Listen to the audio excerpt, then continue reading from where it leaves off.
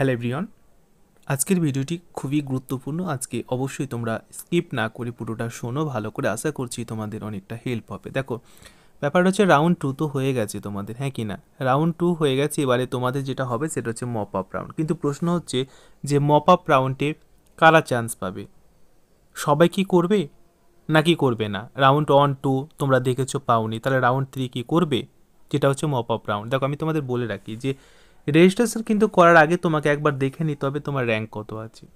হ্যাঁ, আমি আবার রিপিট করছি, রেজিস্ট্রেশন করার আগে তোমাকে একবার দৃষ্টিপাত করে নিতে হবে তোমার র্যাঙ্ক কত আছে। দেখো, আমি বলে রাখি সম্ভাব্য এটা আমার র্যাঙ্ক, এটা it's my personal opinion. EWS যাদের ক্যাটাগরি রয়েছে তোমাদের যদি র্যাঙ্ক 10,000-এর নিচে হয় তাহলে তুমি কিন্তু মপ আপের জন্য অ্যাপ্লাই করবে। ওবিসি যারা আছো তোমাদের যদি র্যাঙ্ক 6,000-এর নিচে হয় তাহলে কিন্তু তোমরা অ্যাপ্লাই করবে। এসসি যারা রয়েছে 7,000-এর নিচে র্যাঙ্ক হলে অবশ্যই তোমরা কিন্তু অ্যাপ্লাই করবে এই মপ আপের জন্য। ঠিক আছে, দেখো আমি এটা আবারও বলছি, এটা আমার সম্পূর্ণভাবে নিজস্ব মতামত, সেটা পরিবর্তন হতেও পারে, আবার মানে মপ আপের ক্ষেত্রে নাও মিলতে পারে। তবে আমি সম্ভাব্য বলছি বারবার যে 10,000-এর নিচে ইডাব্লিউএস যদি হয় তাহলে অবশ্যই অ্যাপ্লাই করবে। ওবিসি 6,000-এর নিচে এবং এসসি যদি তোমাদের 7,000 নিচে র্যাঙ্ক হয়ে থাকে তাহলে কিন্তু তুমি মপ আপের জন্য অ্যাপ্লাই করবে। ঠিক আছে, এবারে আমরা দেখব কেন আমি এই কথাটা তোমাদেরকে বললাম, আমি সেটাও তোমাদেরকে দেখাবো। বিভিন্ন কলেজ রয়েছে, তার মধ্যে আমি তোমাদেরকে রাউন্ড 3টা দেখাবো যে কেন আমি বলছি যে ইডাব্লিউএস এর ক্ষেত্রে 10,000 এইরকম র্যাঙ্ক দরকার রয়েছে। ভালো করে দেখো, আমরা রাউন্ড 3-র গল্প এখানে কিন্তু দেখবো। ঠিক আছে, এখানে নর্থ বেঙ্গল কলেজ রয়েছে, বিভিন্ন কলেজের ক্ষেত্রে বিভিন্ন রকম হবে। দেখো এখানে রাউন্ড 3তে একবার দেখে নাও তো, রাউন্ড 3টা দেখো কি বলছে। রাউন্ড 3 এখানে তোমাদের বলছে কি, দেখো ইডাব্লিউএস এর ক্ষেত্রে কত ছিল, 8,651। কেন আমি বললাম যে 10K এর মধ্যে 10,000-এর নিচে হলে অবশ্যই অ্যাপ্লাই করবে, বুঝতে পারছো?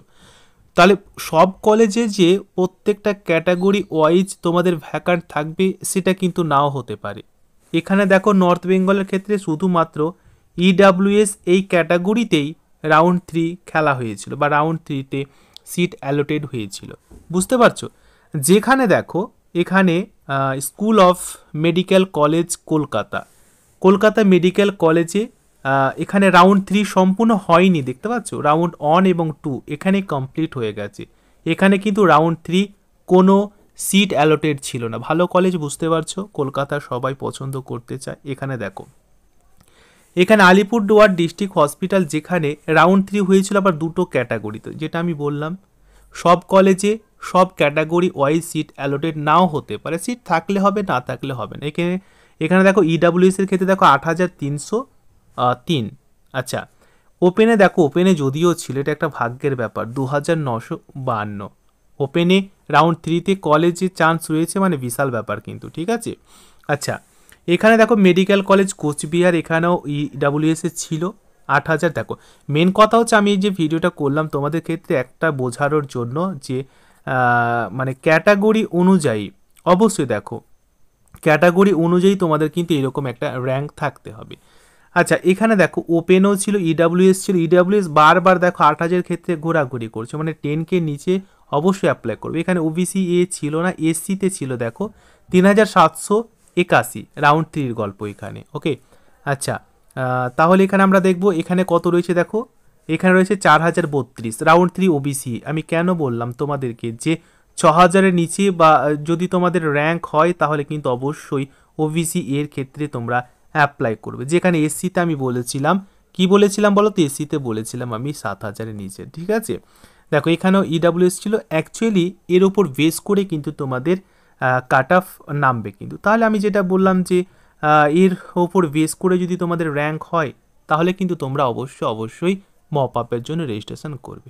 ঠিক আছে, ইনফরমেটিভ ভিডিওটি যদি তোমাদের কাজে লাগে, আরও যদি কিছু জানতে চাও অবশ্যই লাইক সাবস্ক্রাইব করবে, কমেন্ট করবে যদি তোমাদের কিছু জানার থেকে থাকে আর কি। ওকে, ভালো থেকো, all the best and best of luck.